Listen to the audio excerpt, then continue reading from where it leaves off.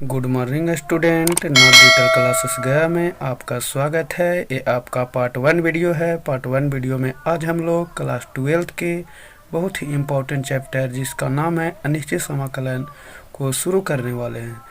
चलिए शुरू करने से पहले हम लोग कुछ बेसिक चीज़ें हैं उसको समझ लेते हैं।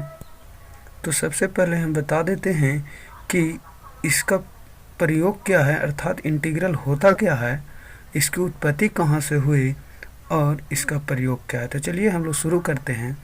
जैसे मान लेते हैं, मानो y बराबर एफ एक्स एक अवकलनीय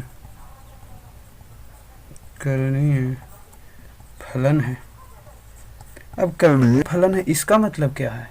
इसका मतलब है कि जो इसका आलेख होगा, वो जो आलेख खींचा जाएगा, जो वक्र होगा, वो वक्र के हर एक बिंदु पर आप स्पर्श रेखा खींच सकते हैं। चलिए अगर हम इसकी बात करें डिफरेंशिएशन की, differentiating with respect to x, चलिए तो होगा dy dx और इसका होगा f डैश x। अगर मैं आपसे पूछूं कि आप बताइए कि y बराबर एफ एक्स था, इसका differentiation dy dx is equal to f dash x आया। अगर हम आपको कहें कि इस एफ डैश एक्स से अर्थात इस अवकलन से पुनः इस फंक्शन को प्राप्त कीजिए, तो आप कैसे प्राप्त करेंगे? इसके लिए हम लोग एक क्रिया करेंगे। क्या करेंगे? y बराबर एफ एक्स जो है इसका आलेख खींचेंगे। चलिए आलेख खींचते हैं।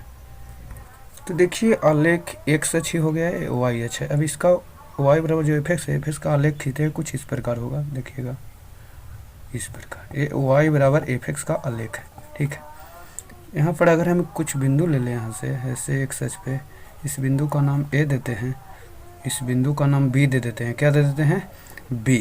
चलिए तो अगर हम आपसे पूछे कि ये जो वक्र है, इस वक्र के द्वारा ये जो एरिया यहाँ पर इंक्लूड हुआ है, इस एरिया का क्षेत्रफल बताइए। तो आप क्या करिएगा? क्या करिएगा? आपने क्लास 10th में भी नहीं पढ़ा, 11th में भी नहीं पढ़े हैं। तो देखिए इसी वक्र द्वारा अर्थात ए और बी बिंदु द्वारा घिरे क्षेत्र का क्षेत्रफल निकालने में या किसी फंक्शन के अवकलन द्वारा पुनः उस फंक्शन को प्राप्त करने में ही समाकल का प्रयोग हुआ। इसीलिए हम लोग, और यहाँ से ही समाकल की उत्पत्ति हुई, इंटीग्रेशन की उत्पत्ति हुई। यानी इस वक्र के द्वारा घिरे क्षेत्र का क्षेत्रफल निकालने में कोई वक्र दे देगा, ऐसा कहेगा इसका क्षेत्रफल निकालिए, ये वक्र द्वारा घिरे क्षेत्र का क्षेत्रफल निकालने में या फंक्शन के अवकलन द्वारा पुनः उस फंक्शन को प्राप्त करने के लिए ही समाकल की शुरुआत हुई। तो चलिए अब हम लोग चैप्टर में आगे बढ़ते हैं और थोड़ा बेसिक इसको समझते हैं। चलिए हम लोग समझते हैं समाकल होता क्या है। तो मान लेते हैं, माना एफ एक्स एक फलन है, हमें एक फलन f x, capital F x है, ज्ञात करना है जिसका अवकलज यानी डेरिवेटिव अवकलज एफ एक्स है, स्मॉल एफ एक्स है, छोटा एफ एक्स है, ठीक है। यानी कहने का तात्पर्य है ये जो फंक्शन है कैपिटल एफ एक्स, इसका जो डेरिवेटिव है ना, डेरिवेटिव वो क्या है? एफ एक्स है, से लिखें। तो यहाँ से आप क्या समझ रहे हैं? जो एफ एक्स है ना, एफ एक्स फलन एफ एक्स का प्रति अवकलज है। क्या है ये? एफ एक्स जो है, इस एफ एक्स का है प्रति अवकलज। हम लिख सकते हैं कि एफ एक्स कॉमा, जैसे इसका डिफरेंशिएशन ये फंक्शन हुआ, तो आप नहीं कह सकते हैं कि ये जो एफ एक्स है इसका एंटी डेरिवेटिव ही होगा, प्रति अवकलज होगा, कह सकते हैं। वही लिख रहे हैं कि एफ एक्स कॉमा फलन एफ एक्स कॉमा फलन एफ एक्स का प्रति अवकलज यानी इंग्लिश में अवकलज, इंग्लिश में इसको एंटी डेरिवेटिव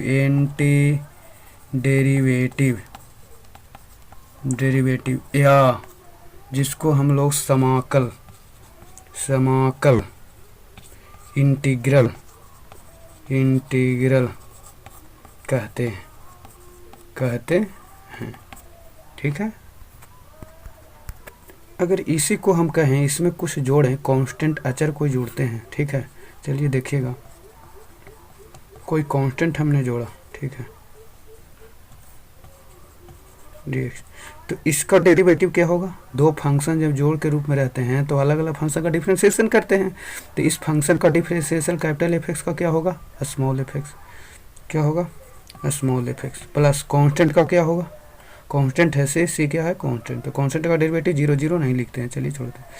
तो इसका डेरिवेटिव यहाँ से आप क्या देख रहे हैं, यहाँ से क्या निष्कर्ष निकल रहा है? कह सकते हैं कि ये जो एफ एक्स प्लस सी कांस्टेंट है, इसका डेरिवेटिव एफ एक्स आया, तो आप कह सकते हैं कि f x plus c f x का प्रति अवकलज होगा, ठीक है।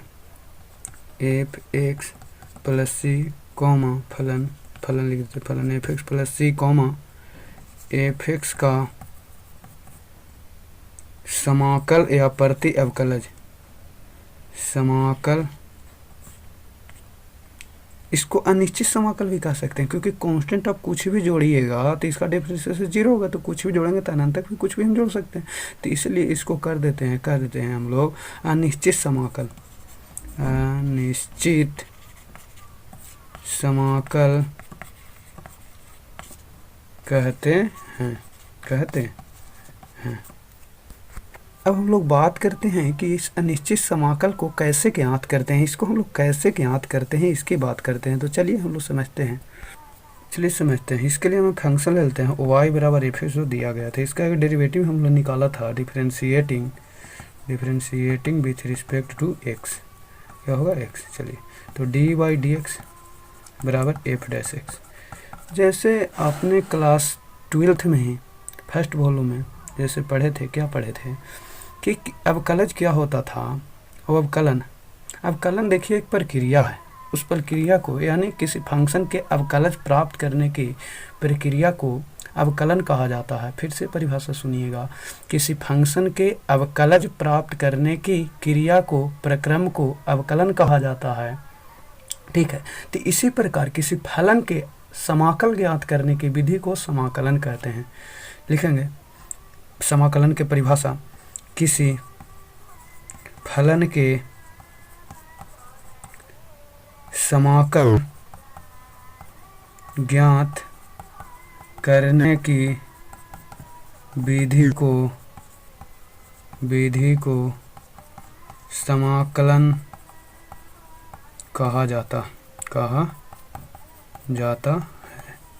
जाता है, ठीक है। तो यहाँ से निष्कर्ष ये भी कह सकते हैं क्या कि समाकलन कॉमा अवकलन का व्युत्क्रम प्रक्रम होता है, यानी समाकलन और अवकलन एक दूसरे के रिवर्स प्रोसेस है। अवकलन समाकलन का व्युत्क्रम प्रक्रम होता है, या समाकलन अवकलन का व्युत्क्रम प्रक्रम होता है। तो चलिए हम देखते हैं, ऊपर क्या लिखे थे, डी एफ एक्स प्लस सी कांस्टेंट जोड़े थे, इसका डेरिवेटिव देखे थे, क्या आया था? एफ एक्स आया था। यहाँ से समझिएगा, बहुत इंपॉर्टेंट बातें हैं। देखिए क्या करने वाले हैं हम लोग, कैसे उत्पत्ति हुई, कैसे आता है फार्मूला, इंटीग्रेशन का कैसे होता है। चलिए देखते हैं, ये भाग में जो डी एक्स है इसको गुना में कर देते हैं, तो क्या बच जाएगा? डी एफ एक्स प्लस सी बराबर होगा एफ एक्स, क्या होगा? F x. जब डी हटता है तो जब रिवर्स में जाएगा तो 1/d बचेगा, क्या बचेगा? 1/d। 1/d को हम लोग समाकल कहते हैं, क्या करते हैं? समाकल, क्या कहते हैं? समाकल। तो चलिए ये हटेगा डी, सॉरी यहाँ डी एक्स नहीं दिखाएं, डी एक्स होगा, ठीक है। तो बच जाएगा एफ एक्स प्लस सी, 1/d भाग में आ जाएगा ना, तो उसके लिए हम इसको समाकल का प्रयोग, इसका चिन्ह का इंटीग्रेशन के चिन्ह है, इसको इंटीग्रेशन का चिन्ह कहते हैं, ठीक है। चलिए, तो इसको ऐसे भी आप लिख सकते हैं, इसीलिए इंटीग्रेशन एफ एक्स प्लस सी बराबर एफ एक्स डी एक्स ना, एफ एक्स डी एक्स बराबर होगा एफ एक्स प्लस सी। तो यहाँ से हम कह सकते हैं कि integration F x D x बराबर एफ एक्स प्लस सी। यहाँ जो ए है एफ एक्स, इसको कहते हैं समाकल, क्या कहते हैं? समाकल। अभी क्या है? समाकल्य आधा और यह समाकल कहलाता है, ठीक है। तो चलिए अब हम लोग चैप्टर में आगे बढ़ते हैं, देखते हैं कुछ फार्मूले हैं उसको देख लेते हैं, उसके बाद हम लोग एक्सरसाइज में बढ़ेंगे। और आपको बता दें कि अनिश्चित समाकल का मान जो होता है अद्वितीय नहीं होता है, एक से अधिक होता है, इसलिए हम लोग कांस्टेंट क्या जोड़ते हैं, ये सी जोड़ते हैं। सी क्या रहता है, कांस्टेंट सी के, और भी कुछ जोड़ सकते हैं, घटा सकते हैं, ठीक है। जैसे जैसे हम चैप्टर में आगे बढ़ेंगे आपको समझ में आएंगे। तो देखिए कुछ इंटीग्रेशन के फॉर्मूले हैं जो आपके सामने हम लिख चुके हैं, चलिए इसको पढ़ेंगे, कैसे समझ लेते हैं। जैसे पहला फॉर्मूला आपका है डिफरेंशिएशन x के पावर n+1 बटे n+1 बाई डी एक्स बराबर x के पावर n, देखिए employ by a d x के, इसमें गुना होना ए डी हटा इंटीग्रेशन का चिन्ह आया, तो इंटीग्रेशन x के power n into D x बराबर का फार्मूला आ गया x के पावर n+1 बटे n+1 plus C, constant of C के कुछ भी ले सकते हैं। उसी प्रकार यहाँ से भी है, डी एक्स जाएगा इसमें गुना होने, ए डी हटेगा ऊपर वाला तो इंटीग्रेशन लगेगा, तो इंटीग्रेशन एक डी एक्स कहिए या केवल डी एक्स कहिए, तो जिसके सापेक्ष होगा वही यहाँ चर होगा। अगर इंटीग्रेशन डी वाई के पूछेगा इंटीग्रेशन कितना होगा तो वाई होगा, और प्लस सी कॉन्स्टेंट, तो इंटीग्रेशन डी एक्स एक्स हो जाएगा। उसी प्रकार लॉग एक्स का है, देख लीजिए अच्छे से, सब लिख लीजिएगा, ठीक है, देख लीजिए, देख लिए, देखिए आपको दिखा देते हैं, ऐसा पढ़ जाएगा ना, differentiation of sine inverse x D x बराबर 1/√1 माइनस एक्स स्क्वायर, तो इंटीग्रेशन निकालेंगे 1/√1 minus x square D x का साइन इनवर्स एक्स, सब देख लीजिए आपके सामने है, अच्छे से देख लीजिए, कहीं पर कोई दिक्कत नहीं है, कोई फॉल्ट नहीं है, ठीक है। अगर दो फंक्शन जोड़ के रूप में है, घटाव के रूप में है, तो अलग अलग फंक्शन का हम इंटीग्रेशन निकाल सकते हैं अलग अलग करके, ठीक है। अगर कोई फंक्शन कॉन्स्टेंट फंक्शन अगर के साथ अगर कोई कांस्टेंट गुना में है तो हम उसे बाहर ला सकते हैं, उस फंक्शन का इंटीग्रेशन निकाल सकते हैं। इंटीग्रेशन 0 इंटू डी एक्स बराबर सी या के, क्योंकि डिफरेंशिएशन ऑफ कांस्टेंट का 0 होता है। नेक्स्ट हम लोग एक्सरसाइज शुरू करेंगे अगले वीडियो में। For watching this video.